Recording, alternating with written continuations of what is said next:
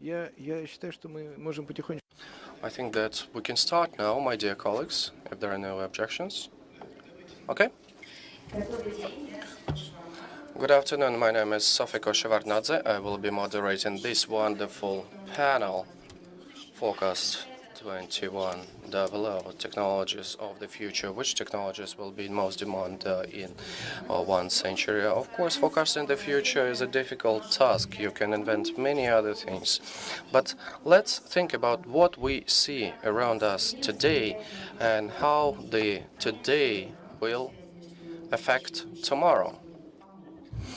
And here on the panel we have Michio Kaku, the professor of physics, co-founder of string field theory, Sadhguru, Yogi and mystic, founder of Asia Foundation, Dmitry Mednikov, the deputy general director of the All Russia State Television and Radio Broadcasting Company, Dmitry Borodov, the general director of Baykar. Good afternoon. I would like to start with you, Mr. Kaku. We see many developments in science, artificial intelligence, biotechnologies, robotics, media technologies, you name it. In your opinion, what will be the main driver by the year 2100? Previously, everybody thought that the future would belong to cars, but it turned out that internet and IT drive the today. So what will shape the tomorrow? If our ancestors from 1900 could look at us today, what would our ancestors think of us? They would think of us as wizards, sorcerers, the ability to have magic mirrors called the internet, flying carpets called jet airplanes.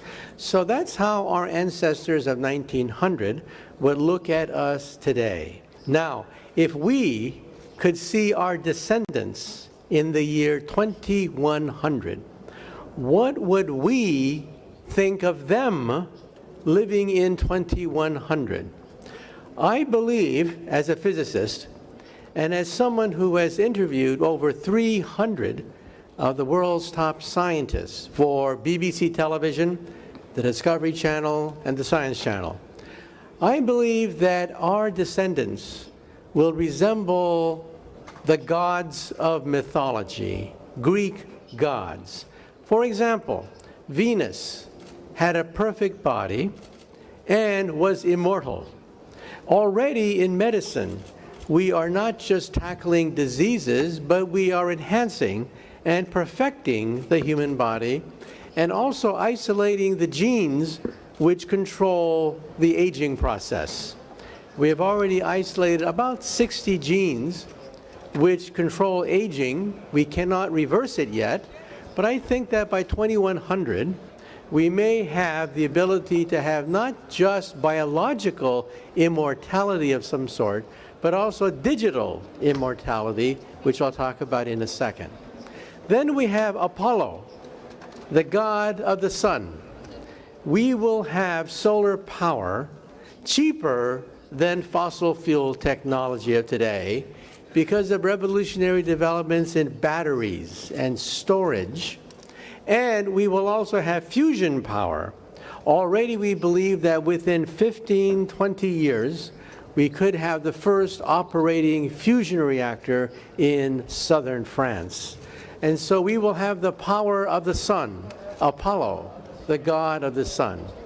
And then Zeus was the father of the gods who could simply think and have things come true. That will be the future of brain-computer interface. For example, the internet. What will be the future of the internet? The internet of the future will be BrainNet. We will send memories, feelings, emotions, sentiments on the internet. Already in animals, we can now send the first memories in mice and now in monkeys on the internet. Very soon, we will be able to send memories to Alzheimer's patients to create a brain chip. You will push the button and memories come flooding into your hippocampus. And so that is the internet of the future. When we send emotions, feelings, thoughts on the internet, and this is going to change everything. Entertainment, for example, will no longer be based on television or the movies. It'll be based on feelings that we can send on the internet. For example, when silent movies made the transition to talkies, that changed entertainment when we had movies that could talk. Now we will have movies that not only can talk, but can also feel and have sensations. And then we had Mercury, the god of speed. We will have supersonic transports, commercial supersonic transports, prototypes available in 2025. NASA has already stated that they want blueprints from Lockheed Martin and other manufacturers to create a supersonic commercial jet that has no sonic boom. The sonic boom is the reason why the Concorde was a failure. Supersonic jets, a failure because of the sonic boom. We will use supercomputers to solve that problem. And then we will also go to Mars. Mars, perhaps by 2030, 2035, the first astronauts will go to Mars, and the price of space travel is dropping dramatically. You realize that the movie The Martian, a hit movie, The Martian with Matt Damon, cost $100 million. But the Indians sent a probe to Mars for $70 million. So a Hollywood movie about going to Mars costs more than actually going to Mars. That has revolutionized space travel, and so transportation will be revolutionized. And then last we had Pegasus, the flying horse. We will have zoos of extinct animals. We will be able to bring back animals that have perished tens of thousands of years ago. We now have the genome of the mammoth. We also have the genome of the Neanderthal. So in principle, we could bring back the mammoth and the Neanderthal. This is something that's being actively talked about in the scientific community today. And then lastly, what's wrong with this picture? We realize that the gods of mythology were also very foolish. They spent most of their time making tricks on each other and creating problems. What we need is wisdom, the wisdom of Solomon. And that is going to be extremely rare in the future. But there is hope. And the hope is that the internet spreads democracy. The more people are educated, the more empowered they are. And that creates more democracy. And democracies rarely war with other democracies. Think of every war you had to memorize since you were a child. Every single war. They've always been between dictators, between kings, queens, emperors, but never between two major democracies. And so the hope is, as we spread democracy around the world, as we spread the internet around the world, then wars, we will still have them, but wars will be diminished in the future. And so the hope is that we will also have the wisdom of Solomon to go with the power of the gods of mythology. Господин Каку, я также часто слышала Mr. Kaku, I have also heard you say things about challenges and threats of new technologies, the threats of drones or new technologies or biotechnologies. This is an irreversible process. We already have battle robots. But what do you think? The technologies of the future, will the humanity use them for bad, like the nuclear bomb, or for good? Well, any technology is a double-edged sword. Any technology, one side of the sword, can cut against disease, ignorance, poverty, illness. the other side of the sword can cut against people as well. And so we have to make sure that we control this powerful technology. The three drivers of wealth generation in the near future will be: 1, artificial intelligence; 2, biotechnology; and 3, nanotechnology. A combination of these three technologies will generate enormous wealth and prosperity in the future. But let's not be naive. There's also the problem of nuclear proliferation, global warming, and the possibility of germ warfare. And so these are three technologies that could negatively impact on humanity. Not to mention that we have to worry about artificial intelligence. Artificial intelligence, I think, will become an industry bigger than the automobile industry of today. I repeat, I think the robotics industry will eventually become bigger than the automobile industry of today, because your automobile will become a robot. You will talk to your car. You will argue with your car. Your car will park itself and monitor itself. Your car will become a robot. But the danger is that robots at some point could become self-aware. That is the tipping point. Robots today do not know they are robots. Robots today have no idea that they are robots. They may have that awareness by the end of this century. At that point, they could become dangerous when machines become self-aware. But I think that's not going to happen till the end of this century. And meanwhile, the robotics industry will become bigger than the automobile industry of today. А вот мне еще интересно, Another interesting thing is that today we are living in a hyper-modern world, but we use coal and fossil fuels for heating our homes. And we don't have any microcomputers at the tips of our fingers, so I have to charge my iPhone every night. From which point there will be a qualitative change in energy production? Well, 100 years ago, Thomas Edison and Henry Ford had a contest. Which technology would dominate the future? Thomas Edison said it would be the battery. Henry Ford said it would be gasoline. Everybody laughed at Mr. Ford. They thought the answer is obvious. Edison will win. Because who wants to have a gas station on every block? Gas explodes. It creates fires. People will die every day if we have gas stations everywhere. Well, we all know who won the bet. Ford won the bet, which means that every day somebody dies in a car accident and is burned alive. Every day we tolerate gas stations on every block because Ford was right. But in the long term, Edison may also be right, but the problem is storage. The battery is the key problem facing solar and wind power. How do you have solar power when the sun doesn't shine and wind power when the winds don't blow? The bottleneck is storage, the battery. You see, there's no Moore's law for the battery. We assume that everything doubles every 18 months. We assume that. We assume that every Christmas, everything is twice as powerful as it was the previous Christmas. But that's not true. Moore's law only works for transistors. It does not work for the battery.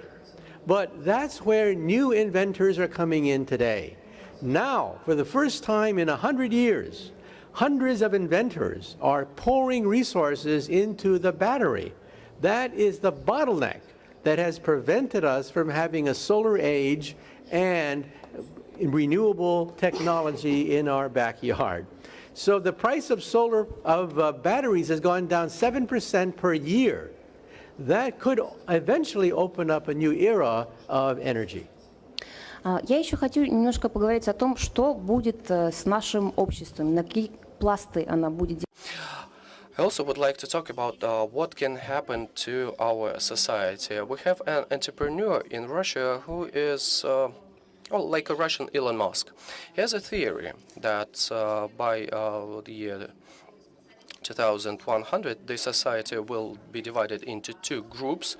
The people who are innovators, entrepreneurs, scientists, they will govern all other people, these two groups. But what's your opinion, what the society of the future would look like? Plato, 2,000 years ago, believed that society would ultimately be controlled by philosophers. However, we know that philosophers are very bad at controlling power, resources, answering the needs of a growing population. And that's why I don't think that society will be divided along those lines.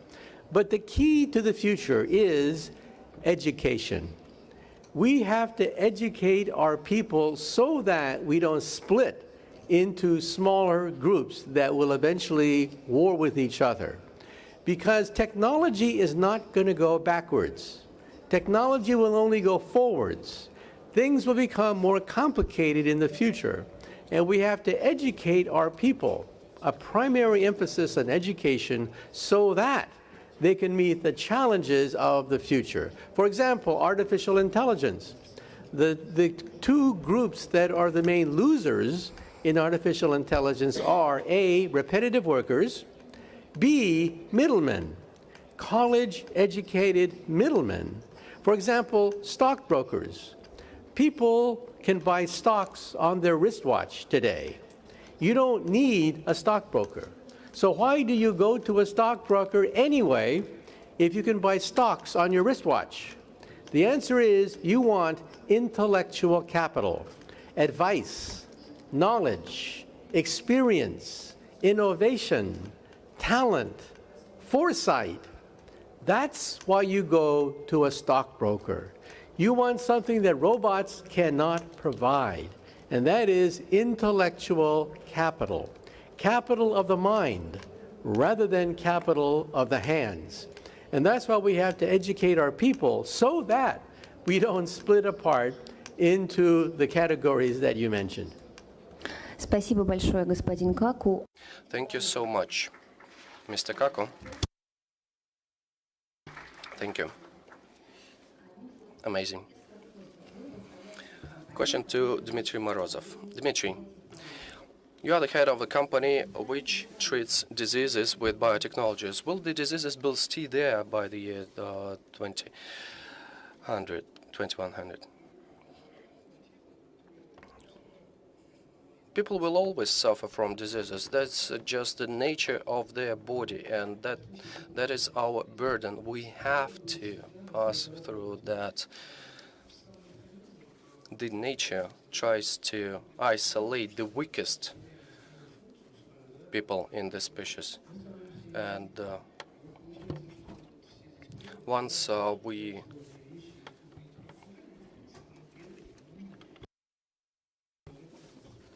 and if people cannot give birth to children, the nature doesn't need them any longer. And we see that on the examples of the people we like, the people we love. They are weeded out by the nature. And we seem to lose in this battle against diseases, and the nature will still weed us out. Especially if we believe into Darwin, says that well, the primates have a very short lifespan, and we have already depleted our lifespan, and we just live there. With your permission, I'll have some questions on this point, this never-ending struggle against death, this desire to live forever. Recently, I spoke to Mr. Churchill, a biologist, and we discussed the system that allows to change DNA, that changes DNA on its own. So you think that people will be able to change the color of their eyes, shape of their head in the future? Of course, plastic surgery originally was aimed to correct some deformities. Will humans be able to change their outward appearance on their own? A brief look backwards. Clearly, we are a technology-driven civilization. Long time ago, we took a stick in our hands and threw it at an apple, got the apple. So our civilization was based on technologies, and one ancestor of ours taught another ancestor how to use a stick. What if an ancestor of ours had telekinetic capabilities, and he could remove the apple from a tree just by a force of thought? If that were the case, we would probably follow a completely different route of development, not a technology-driven civilization route. So all these things which we're doing now is actually preconditioned by our development route. And with the help of various technologies, we are studying nature, and we are treating it respectfully. We are trying to apply our technological knowledge, our knowledge of the nature of things, in order to understand, to grasp things which are ungraspable, incomprehensible. So we are we're not in alliance with nature, but we are an outside observer. We're observing the nature, and we're trying to impact the nature. You asked the question about changing DNA. Yes, we'll be able to change DNA, but we're fighting a losing battle. Of course, we can come up with all kinds of cartoons, scary cartoons for kids, showing all kinds of transformations that a human body can undergo. I'm talking about the superheroes, etc. But we'll still be using scientific approach. We'll be a few steps behind the nature. We should live in harmony with nature, and we should transform ourselves based on other needs. Although plastic surgery, you got the point. Yeah, ladies transform their body to be more attractive, to continue their lineage. And so there is it's as part of their biological activity, biological agenda. We don't know. So we are already a technology-driven civilization. We don't know how we're going to interact with nature. We know we can affect the nature, we can impact the nature, but we're very limited in our capabilities because of the routes we chose in the time immemorial when the first man threw a stick at an apple tree.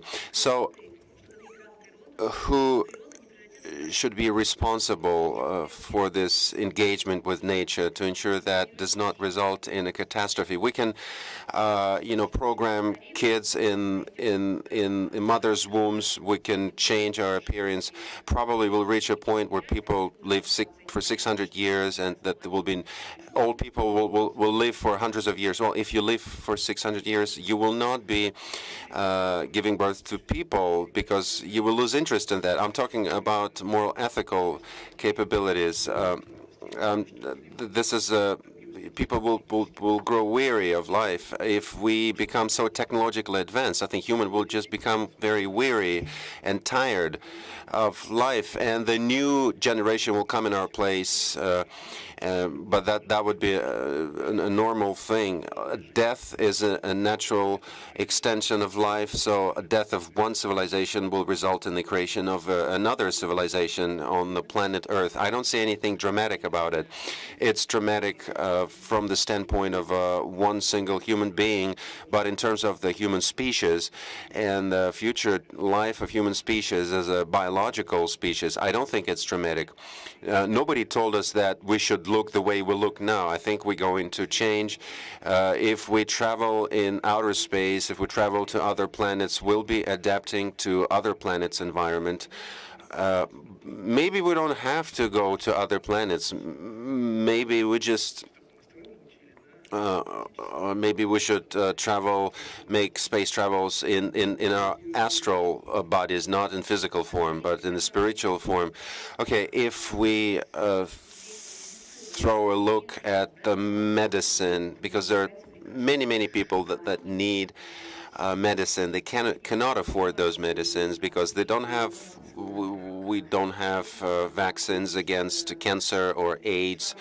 There are, medicine barons or magnates that jack up medicine prices. Do you think the development of technologies will overthrow this process? But you think that biotechnologies will still be the realm of the rich, the stomping ground of the rich? Well, I think the world is an unfair place. That's the way it was created from day one. I don't believe in this universal fairness. I still don't believe in that. So the world is an unfair place. It's part of the human nature. So the things you're saying, that's the fact. And there are medical barons, so to say, and high-tech treatments are something the rich people can afford. But we can choose the vector of development. Maybe we can focus on our consciousness. Maybe instruct our consciousness not to fall sick that often, or give an order, give an instruction to yourself to grow another organ, for example. I was once asked a question why a lizard can grow a tail and a human cannot grow a tail. How come a lizard can instruct itself to grow a tail, and we cannot do that? I guess we can do it, but not very fast. The last question, a narrow, more focused question, similar to what I asked Mr. Kaku. Do you think by 2100, what would be the most relevant things, the most relevant areas, DNA, stem cells? I think these things will develop in parallel.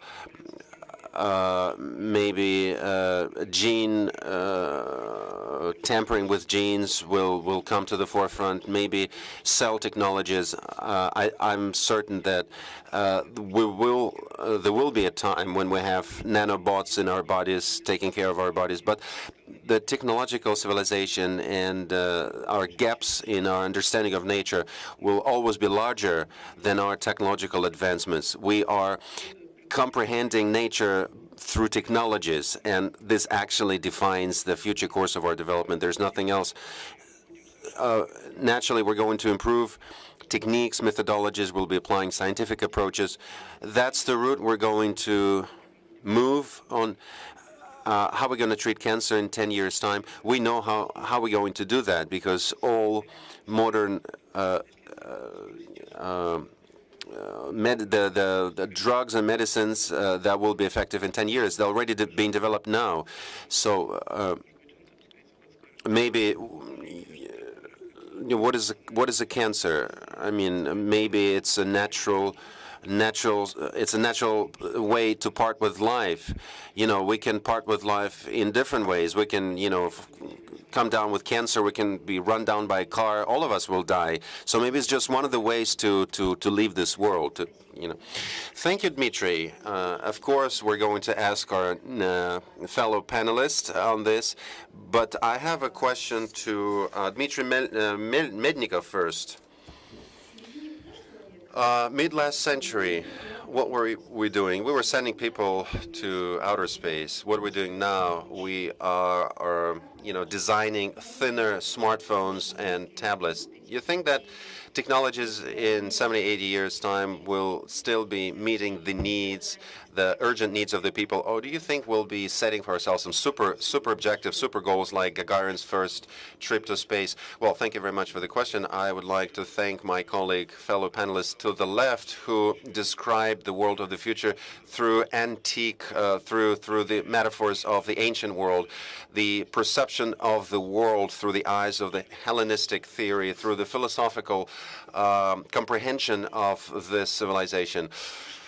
That is another example the fact that the greatest minds among our panelists, even the greatest minds resort to the notions and concepts which are 2,000 years old. So the world we're living in now actually was created 2,000 or 3,000 years ago, and in our fantasies we cannot step outside these boundaries.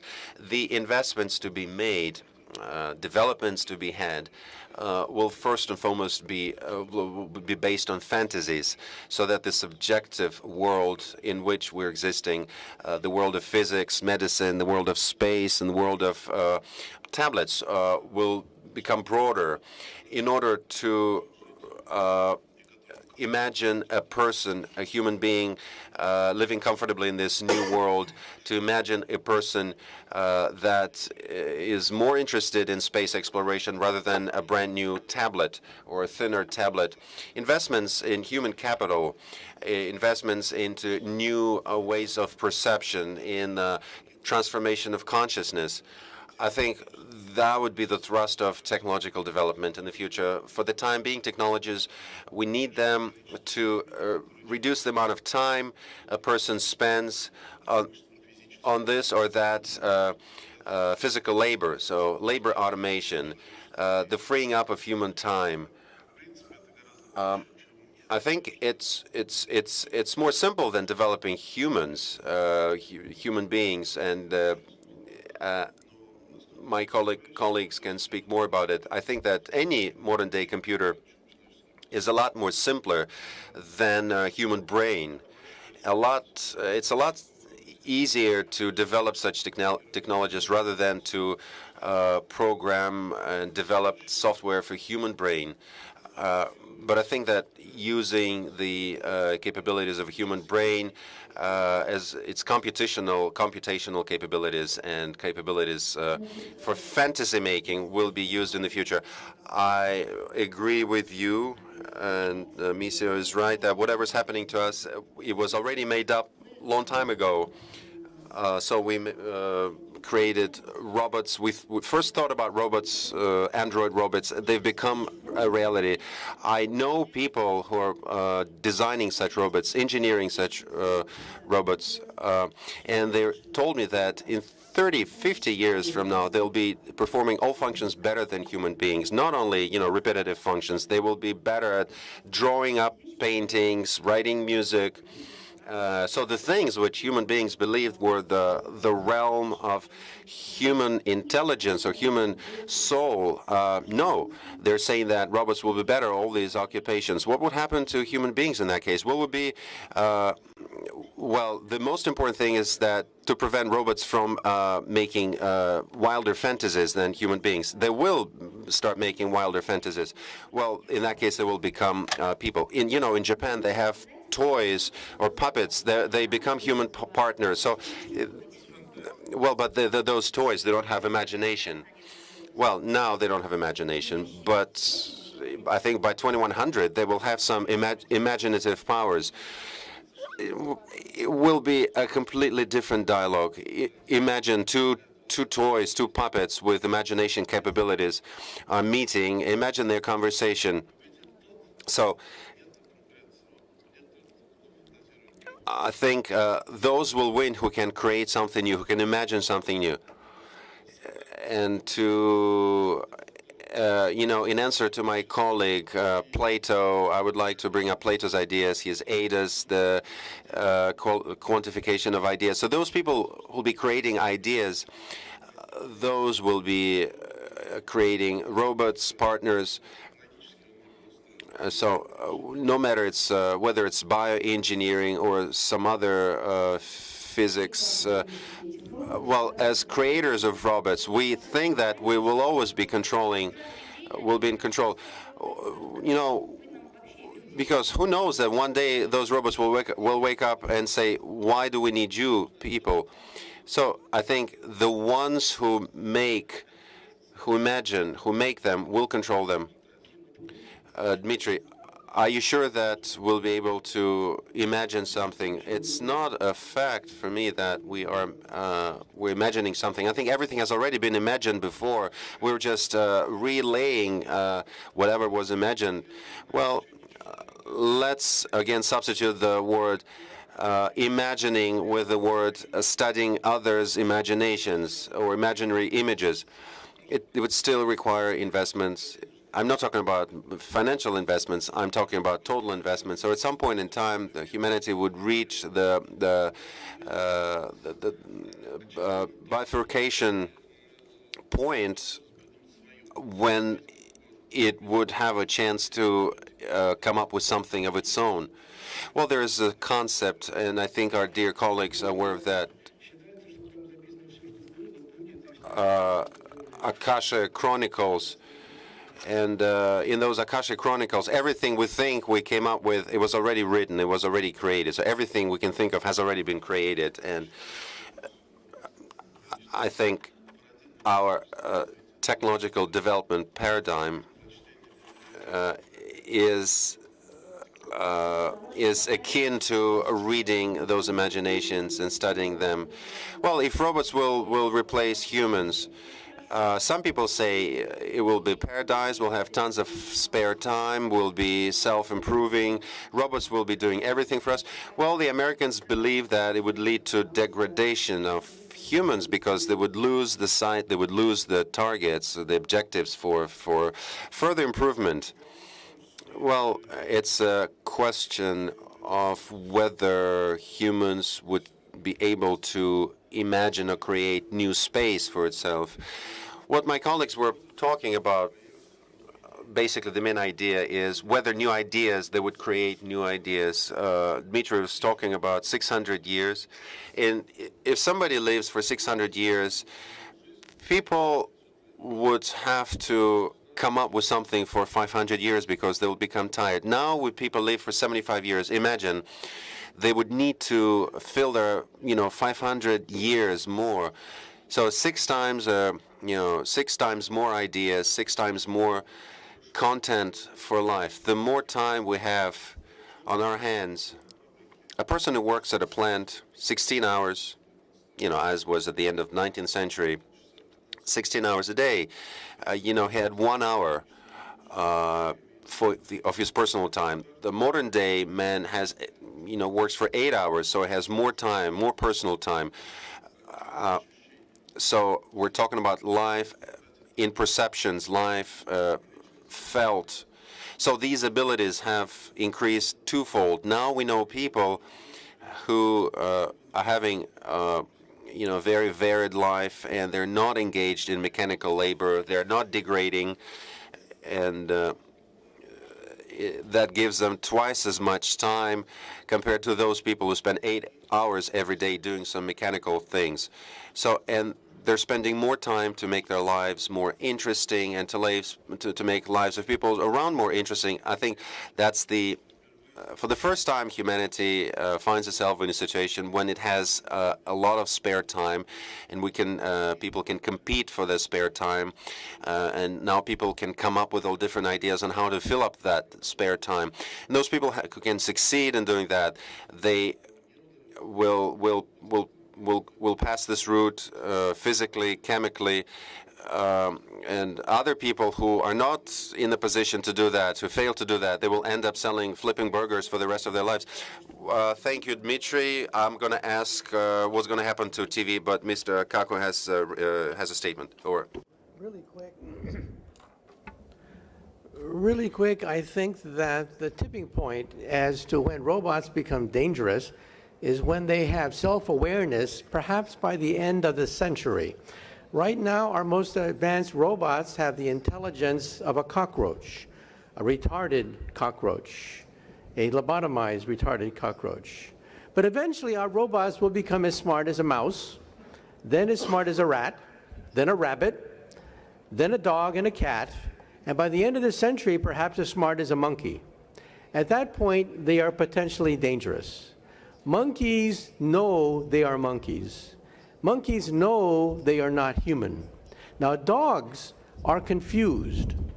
Dogs don't know that we are not a dog.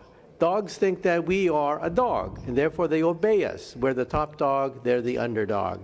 So I think at that point, 100 years from now, at the end of the century, we should put a chip in their brain to shut them off if they have murderous thoughts. That is a fail-safe mechanism. But that's only temporary, because then what happens when robots become so smart, they remove the fail-safe system. That is also possible in the next century, the 22nd century. At that point, I think we should merge with them. I don't think this will happen in this century, but I think in the next century we should merge with our creation. Why not become Homo superior? Why not use exoskeletons, which are now being created, to become Hercules? That is the power of the gods. So in other words, one option, instead of fighting off the robots, in the next century is to merge with them, to become superhuman. Будет ли у нас Well, we have a choice whether to fight or to merge with them. I personally think we will have a choice because there's plenty of time. We realize that this is not going to happen anytime soon. Our robots are as smart as bugs right now, and we have many decades before we have to worry about this. If you put a bug in the forest, a bug immediately knows where to find food, how to hide, how to find mates, how to find shelter.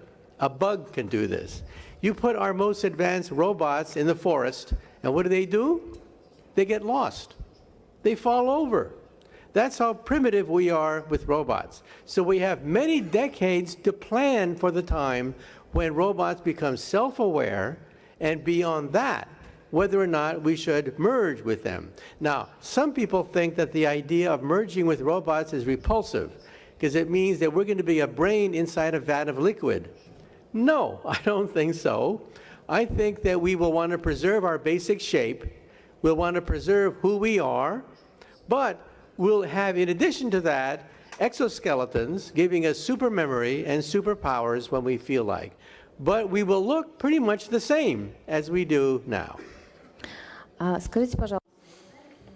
Correct me if I'm wrong, but so if we decide not to merge with robots, I want to ask you the same question as to Dmitry.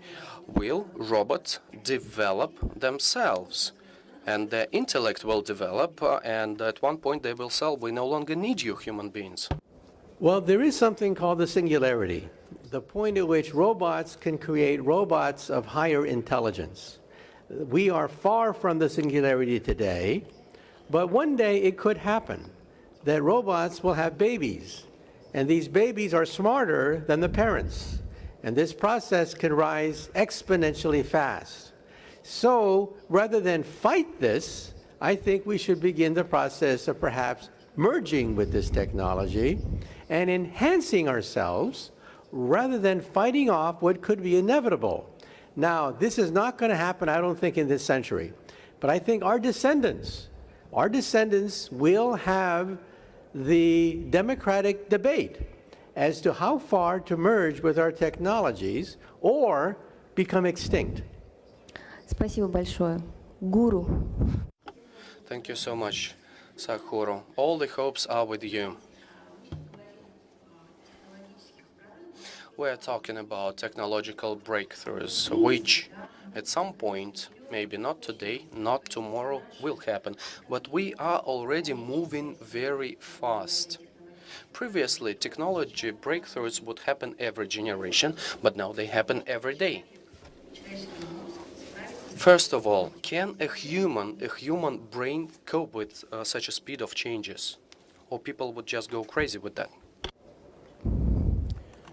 Good afternoon, everyone.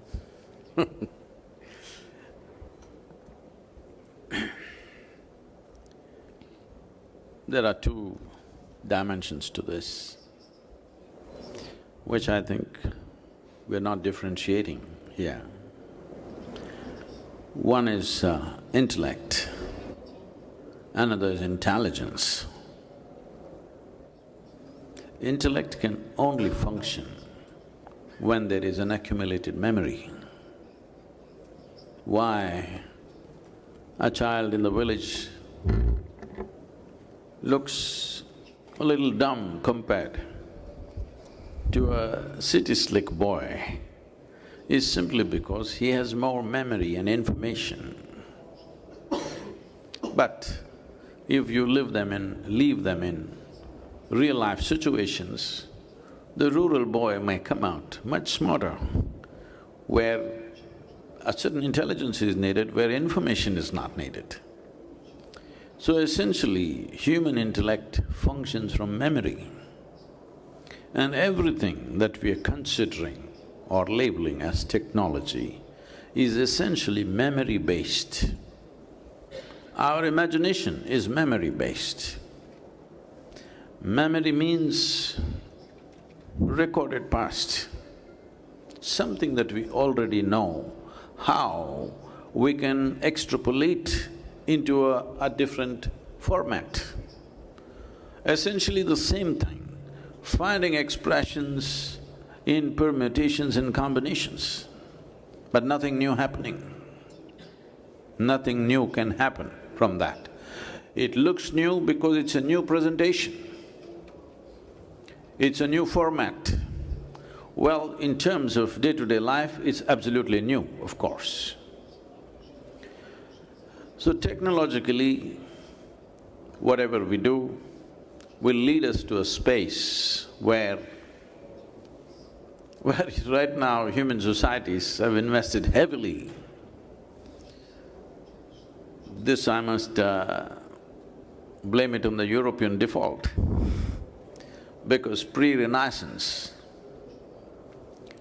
when these societies were hugely restricted by dogmatic religious belief systems, when a few people broke through, that is, they decided to think for themselves, they refused to go by the book or the clergy, and they wanted to think for themselves, and when they thought for themselves, the amount of freedom that it gave them, they thought this is liberation.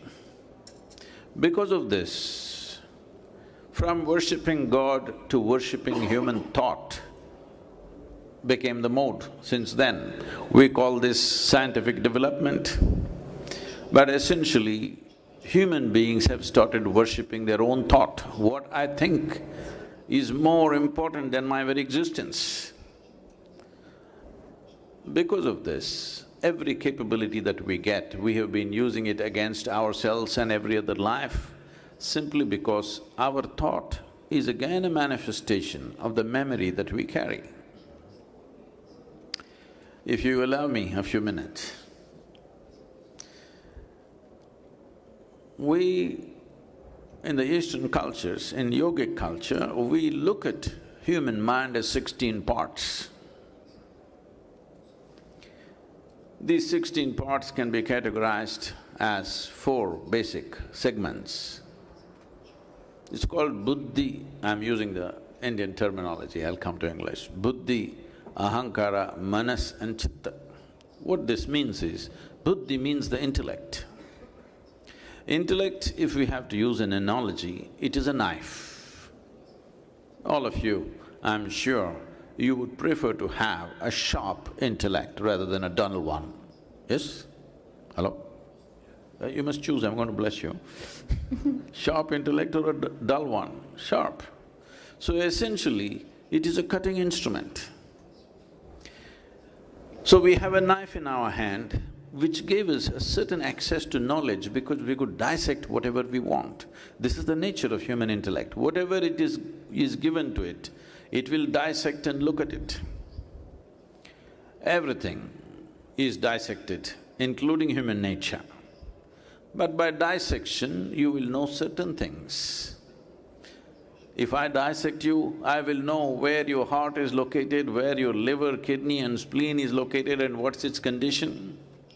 But I will not know you by any sense. When I say you, I am not talking about your thoughts, your emotions, your ideologies, that also can be known by dissection. We call this psychoanalysis, that's also dissection. But you will not know the nature of this life by dissection. There is no way to know that. So you're using a knife to stitch. You will leave life in tatters. So knife is useful for cutting. So this knife of intellect is a powerful instrument of survival, not an instrument to know something that is beyond your present level of perception. By dissection, you know certain things, but it is not beyond your present dimension of perception. Because this knife is useless without the bank of memory that you already have. What connects you to this bank of memory, which we call as manas, which is a silo of memory, is a dimension called ahankara, which literally means identity. This is where misuse of technology is happening because of our identities. The moment you identify yourself with something, your intellect will ceaselessly work towards protecting that identity, either with our species or with our gender or with our nationality or race, religion, caste, creed, 1,000 other ways.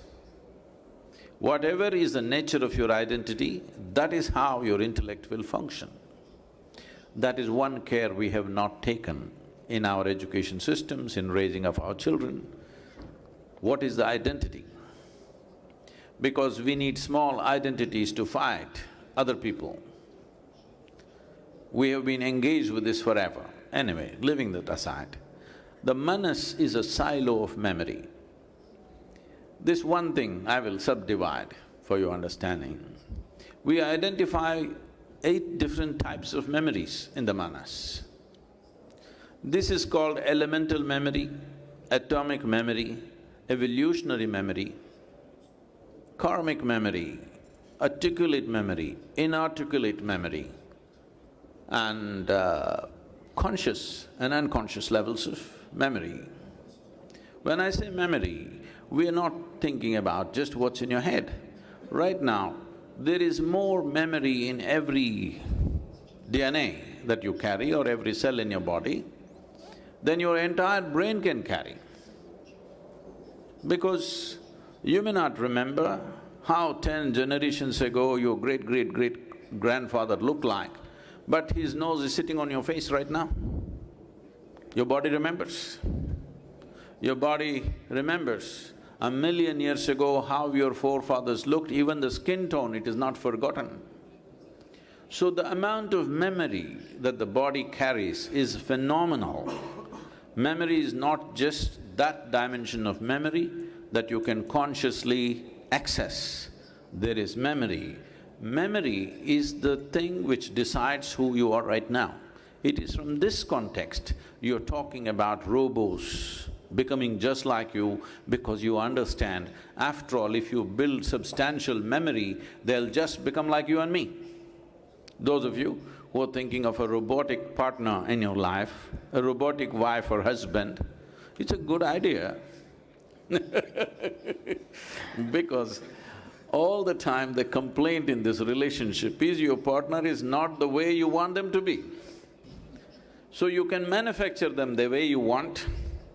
You want them mild when you want them mild, you want them wild when you want them wild, you want them to be turned off when you want them to be turned off. This is a great idea. Yes and it may become a reality. If not very soon, in some time, Mr. Kaku is more qualified to make the prediction as to when So, essentially, anything that you can build from memory can be built. Anything that can be built by storage of memory and access to memory and analysis of this memory and expression of this memory, everything that you're doing through your intellect and thinking that is you, can be done by a machine at some point. I'm not the expert to predict when, but definitely it can be done, there's no question about that. But there's another dimension of intelligence within the human being, which we refer to as chitta. What chitta means is, this is a dimension of intelligence where there is not an iota of memory, it is unsullied by memory. What this means is, see, memory is what has made you everything that you are. You have a human form, this is evolutionary memory. You have variety of other memories, that's what makes you a certain kind of person, and so many other things that you are. Your professions, your capabilities, your knowledge, everything is because of memory. But memory is also a defining boundary. The moment you identify with your memory, you say, oh, this is my friend, this one I do not know, this is a person I like, this is a person I don't like, this is all memory. Memory fixes a definition and a defined boundary to your life. What is me and what is you is just a question of memory, that I know this is me and this is you. But there is a dimension of intelligence which we call as chitta, or in modern terminology, loosely, it can be called as consciousness. Not being conscious as you and me are, this is wakefulness, this is not consciousness. So, this dimension of intelligence has no memory in it. Where there is no memory, there are no boundaries to it. You will not do that with a rowboat. Do what you want. Because everything that can be done by memory will be done. Right now, 90% or more of humanity lives by their intellect and their physiological and intellectual capabilities. These things can be built at some point and make them look very real. So, once machines start doing this, it is inevitable for you to explore the deeper dimensions of who you are. Right now, this has happened in a significant way. In, let's say, 100 years ago, if we want to be strong, if we want to be successful, we thought the best thing was to build, maybe 500 years ago, let us say, if you want to be a big man in the place, in your town, you had to have big muscles. Whoever had the big muscles was the big man, strong man there. But now if you have big muscles, we will give you a menial job. We don't recognize you. One reason why women have an equal space or reasonably equal space on the planet today is because of technology, because the power of the muscle has been neutralized. How much brain power do you have, how much intellectual power you have is deciding things right now. But if intellectual power is again, as muscle power was taken by the machines, if intellectual power is taken by the machines, naturally human beings will dig deeper into their consciousness. A machine cannot dig deeper, but everything that you can do, a machine can do in future, and that'll be a great day because that means we are on a holiday. We don't work for a living. Now, we look at life in a completely different way, which will be very, very significant. In fact, for the first time, we will become human beings. We must understand why we are called human beings. That means we are the only creatures on the planet who know how to be. As you were saying, a bug knows how to survive better than you. Without a social atmosphere, many of you will not know how to survive. A bug knows how to survive far better than you, better equipped than you, because he's just focused on his survival. But a bug will not know how to be conscious.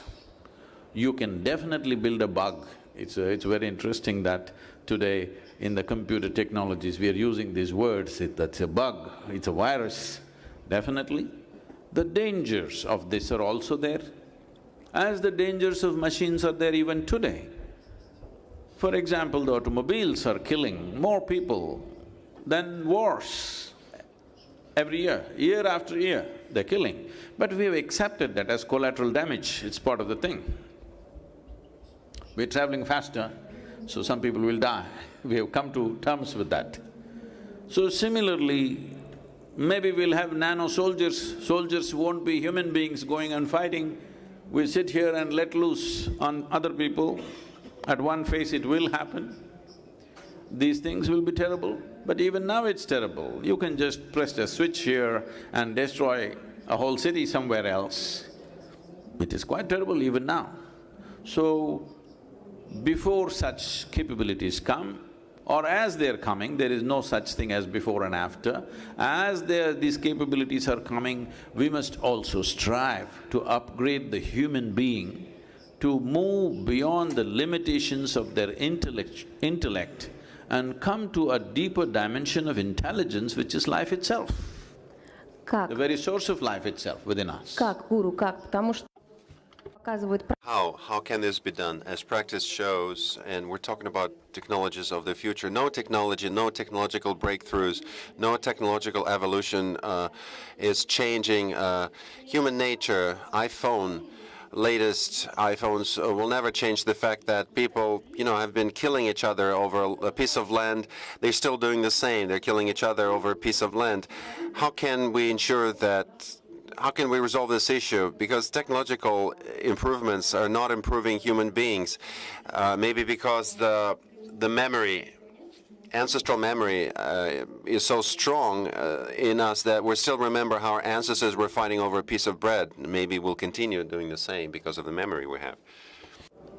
Say, the thing is, if anything needs to happen, a certain amount of human energy, time and resource has to be dedicated to it. For example, somebody was telling me, in 1860, when certain survey was done in United States, some kind of observation, probably studying dead bodies and stuff like that, the skeletal systems and things, they said in 1860, nearly 60% of the people would start losing their teeth at the age of 40. And in 1860, nearly 97% of United States was illiterate. But today, people have their teeth intact even if they're 90. And today, 100% is literate. How does this happen? Simply because we invested in what is called as schoolrooms and teachers and toothbrushes and mothers. We invested.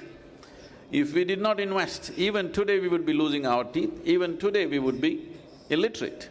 So, we have to invest in consciousness. Till now, we've been investing only in our survival. But once the technologies that they're talking about starts becoming a reality, which is already becoming, survival will not even be an issue. When survival is not an issue, we will definitely start investing, but the sooner we invest, with less aberration, we can move into these new possibilities. As Dr. Kaku said, it's always a double-edged sword. Which way are you going to use it depends on who you are, isn't it? So whether your identity and your experience is very exclusive or your identity and experience is very inclusive, this will determine which shape and in which way the sword will swing. Спасибо большое. У нас есть время, что… Thank you so much. We still have some time left for the questions from the audience. Does anybody have any questions? Members of the audience? No questions from the audience? No, there is one. For your really fruitful visions shared with us. My name is Konstantin Sonkin. I'm CEO of a startup and a researcher in the field of neuroscience. And my question is to Michio. Dr. Kaku, please, you shared with us your long-term vision about neurocommunication and brain-computer interfaces. But may I ask you about like short-term goals for us, for developers, what to develop first of all to contribute to daily life of a large population of consumers to increase the level of life of humanity. Thank you. You ask a question, what are short-term goals in terms of brain-computer interface? Well, first of all, in the United States, the driving force behind this technology is the Pentagon. The Pentagon has given $150 million to create exoskeletons to bypass the injured spinal cord of soldiers wounded in Afghanistan and Iraq, so that the human brain directly communicates with an artificial hand, an artificial leg, and can walk. And if you saw the World Cup soccer games 2 years ago in Sao Paulo, Brazil, the man who kicked the football initiating the Sao Paulo games was totally paralyzed. He was a quadriplegic. He could not walk.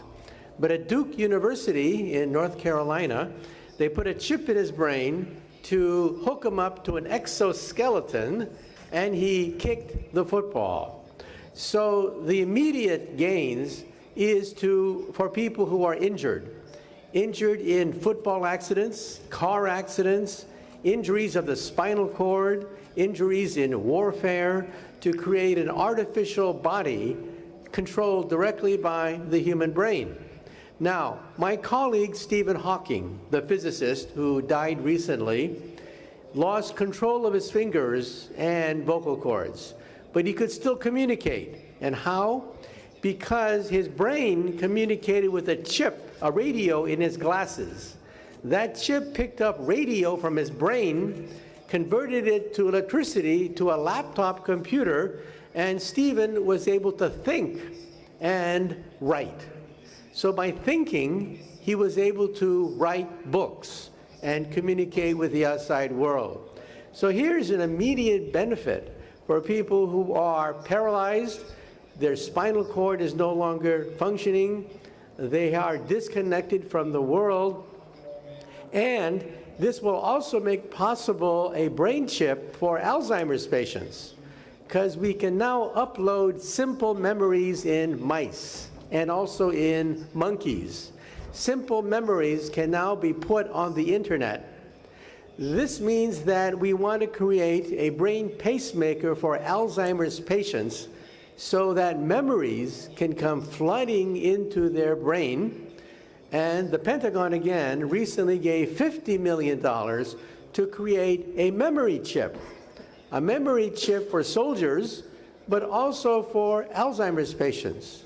And so here we have an immediate market for people who are afflicted with injuries, spinal cord injuries, as well as the aging process, to allow them to bypass the spinal cord, to access memories that they've lost. And here is a market for companies that can utilize this to make money, to create products to alleviate human suffering. Пожалуйста.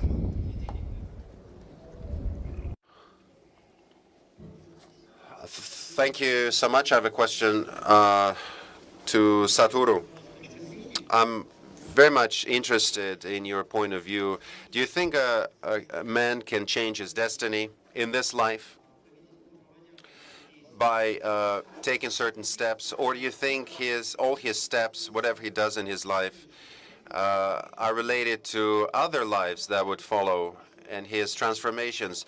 In other words, can a person, or should a person, try to change his destiny now, or his destiny is preset, and whatever he does in this life will only affect his future lives?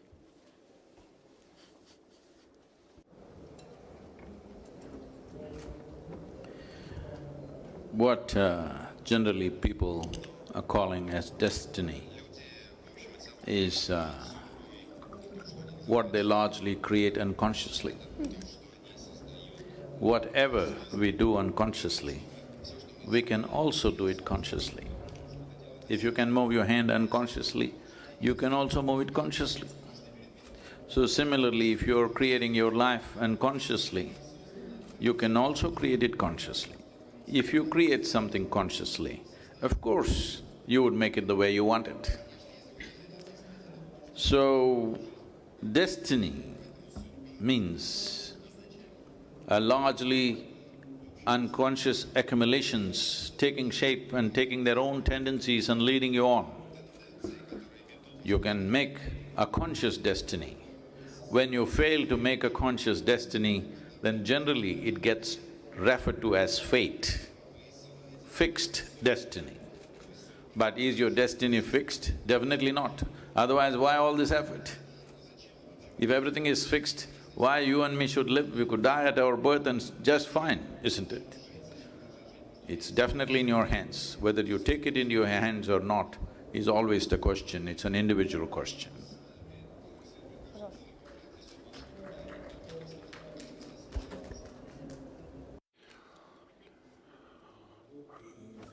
Abdul, entrepreneur. I have a question to distinguished Sadhguru. My question is as follows. When you said that we need to invest in as much into consciousness as much as in technology so that consciousness becomes an island where humanity can preserve itself in the light of the development of robots, that's an island where we can still feel like human beings. So my question is, today there are lots of infrastructures to invest into technologies. There are startups, there are investment funds, numerous scientists that are developing different solutions. How can we address the issue of investing into consciousness or self-consciousness? What needs to be done? What infrastructures there in place? What solutions are there to do that? Thank you. I would like to correct the question a little bit before I address the question.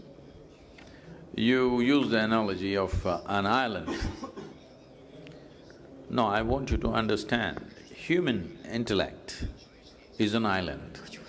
All products of human intellect are small islands, including technology. Consciousness is the ocean in which we are existing. What consciousness means is an intelligence not identified with any memory, that means not identified with any boundary of you and me and this and that. See, you must understand this. On this planet, let's think of planet, but even the planet can be thought further. In this space, suddenly systems have happened, stars have happened, planets have happened. In that planet, life has happened. All of it fundamentally from an intelligence beyond this material that you're seeing as creation. All of it emerging from almost nothingness. It is in a way nothingness, but you must understand the word nothing by putting a hyphen between no and thing. It's not a thing because it is not a memory block. A memory block is a thing because it comes with a boundary. Once there is a defined boundary, it becomes physical existence. This is a dimension of intelligence which has no boundaries. So that is the ocean. You're mistaking the island for an ocean and an ocean for an island. So what do we have to do for it to manifest in human society is large scale. In every generation of people, there have been very conscious beings, but in some generations and in some societies, they have been heard. In other societies, they have been ignored. The other noise has been much bigger.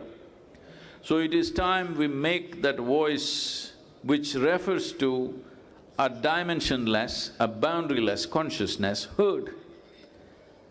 And methodologies as to how to become conscious, as there are technologies to create well-being in our surroundings, there is a science and technology to do the same within us.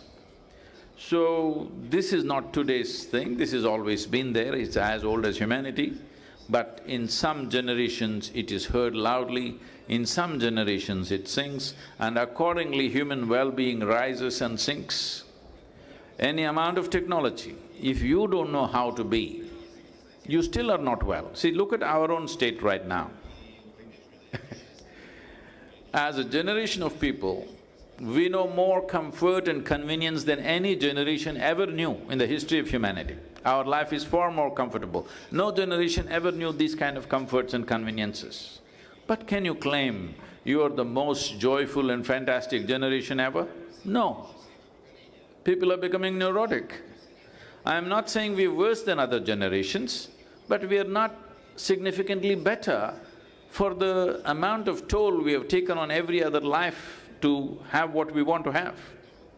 So, your technologies will bring comfort and convenience, will not bring well-being. It's time to focus on that, because already we are at a place where technology is going through the ceiling, we are not matching up. It is like, right now, your well-being is still determined by what's around you, not what's within you. So this doesn't mean love thy neighbor, be like this, go be a good person, be a noble person. This is not about that. Your body and your brain should take instructions from you. If your body and your brain take instructions from you, would you keep yourself healthy and blissful every moment of your life? I'm asking you. If you had a choice, definitely you would. So obviously your body and your brain is not taking instructions from you. This means you're not conscious enough. So we have to invest in that direction. One thing is, if you walk through this city, I'm sure there are hospitals, there are schools, there are toilets and there is everything. But do you have a place where there is a place for people to meditate? There's no such thing. Eastern societies invested heavily in the past in that direction, but today they are also emulating the West and trying to compete with them, losing out on this. But the need for inner well-being will become very strong in the next 20-25 years when technology starts doing most of the things that you're doing and you don't know why you exist. Then the need for well-being becomes super strong. So, if we want to be ready for that day, it's very important that we invest both physical infrastructure and human infrastructure, which focuses on the innermost core of who we are. Позвольте, я задам последний вопрос, адресован вам, господин Каку. Я очень… Mr. Kaku, let me ask you a question. For quite a while, I used to think that technological and communication progress leads to a total solitude of a human. Yes, people can connect via FaceTime, but they become more and more isolated from each other and inward focused. Somebody has mentioned those dolls, and fantasy about what to do with those dolls. But the problem is that people may no longer need each other when the technology is developed. Will it happen? What do you think? 100 years ago, when the telephone was first coming in, there were many articles denouncing the telephone. The telephone, they said, was impersonal. We will spend too much time talking to this mechanical voice in the air rather than talking to our children and talking to our loved ones. And so they said the telephone is evil. Well, the critics were right. We spend too much time on the telephone. We don't talk to our children enough. But the telephone, we love it. We love the telephone because it expanded our horizon from 20 people to 2,000 people. And now mothers come up to me and say their children spend too much time on the internet. What should they do? Well, personally, I think that a new etiquette is being created for children. If you are a child and you're not on the internet, then you don't exist. A new social etiquette is being created. So I tell mothers that it's a good thing if their child is on the internet, otherwise they'll be an outcast, but they have to be socialized. And that's the key to the whole puzzle. We want to make sure that our people are socialized, that they interact with real people in real time, make friends, make alliances, and engage in social discourse so that they can function on several levels. On one level, they can function in cyberspace because a new social etiquette is being created.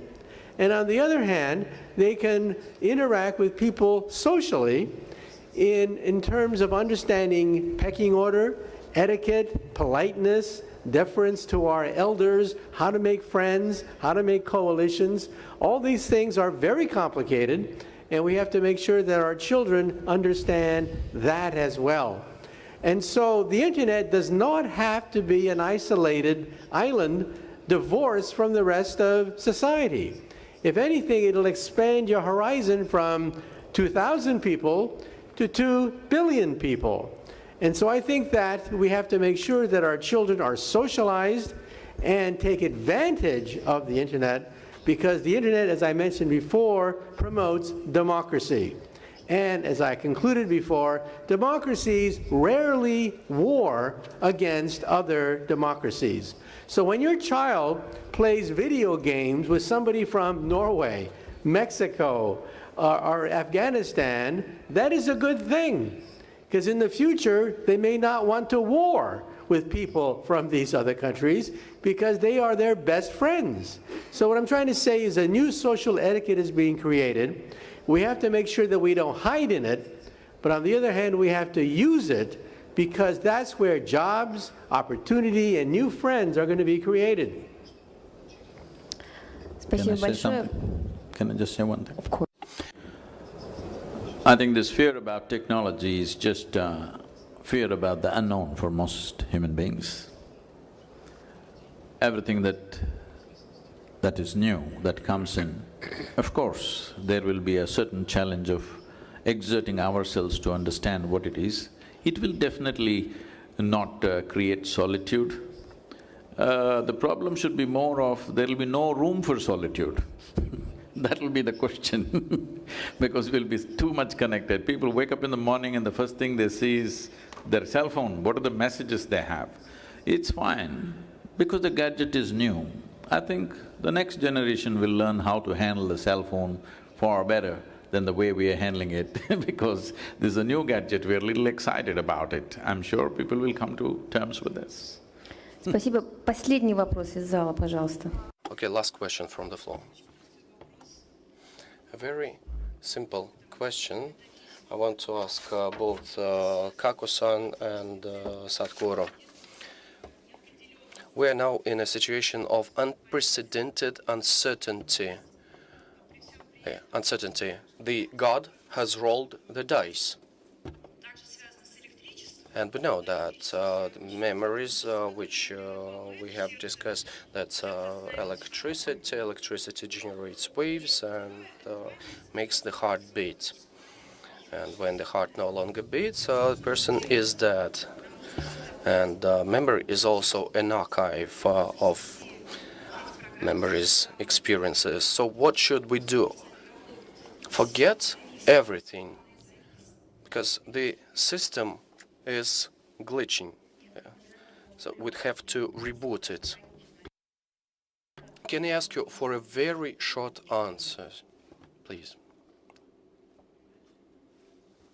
You mentioned that we have constant uncertainty, but I personally think that's a good thing. It's a good thing because new jobs, new exciting occupations, new challenges for humanity is being created. Now, I'm generally an optimist. Why? Because I think the smallest unit of history is the decade. Anything smaller than a decade, you get random noise. And therefore, when we look at the random noise, it looks frightening. Every day, a new emergency, a new crisis. But when you look at history decade by decade, then you begin to realize the enormous progress. And that came through to me every time I talked to my parents and my grandparents. Think of the world that our grandparents lived in, where high-speed travel was getting stuck in the mud when it rained, long-distance communication was yelling out the window, and a good long life meant that you lived to be 45 years of age. That's the way it was for our grandparents. So I tend to be optimistic. When you look at decade by decade, you realize that all the uncertainties you talk about are fluctuations within the decade. Дмитрий, добавьте, что вы хотели от себя добавить. Dmitry, would you like to add anything? One, you know, the dice have been rolled, but whether to forget or to remember everything, well, it's difficult to say. Sadhguru, a very short answer, please. Your last comment. We are complaining about too many possibilities. You must understand, in the past, uncertainty meant whether you live tomorrow or not. Today, your life is largely assured. Uncertainty is only in terms of possibilities and new happenings. You must celebrate this, not worry about it. Because in the past it was always about war, it's about punishment, somebody's going to hang you, somebody's going to kill you. It's no more like that. There is a proper process for all those things. By accident, nobody can simply kill you or hang you or do things to you. Now it is only about possibilities. Uncertainty of possibilities is a fantastic situation. We shouldn't even ever complain about it. Спасибо. Дмитрий Медников, хотите ли вы буквально 2 слова добавить? Dmitry, just 2 words and we'll be closing this session.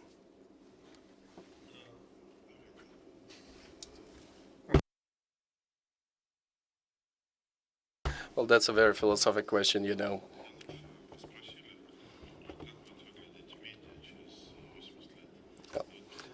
Somebody asked me about what the media would look like in 80 years from now. I thought about that. And I think that it will be something like selecting your role, emotional behavior model at any point in time, the one that you like best. Okay, thank you so much. I want to thank all our speakers. The session is now closed.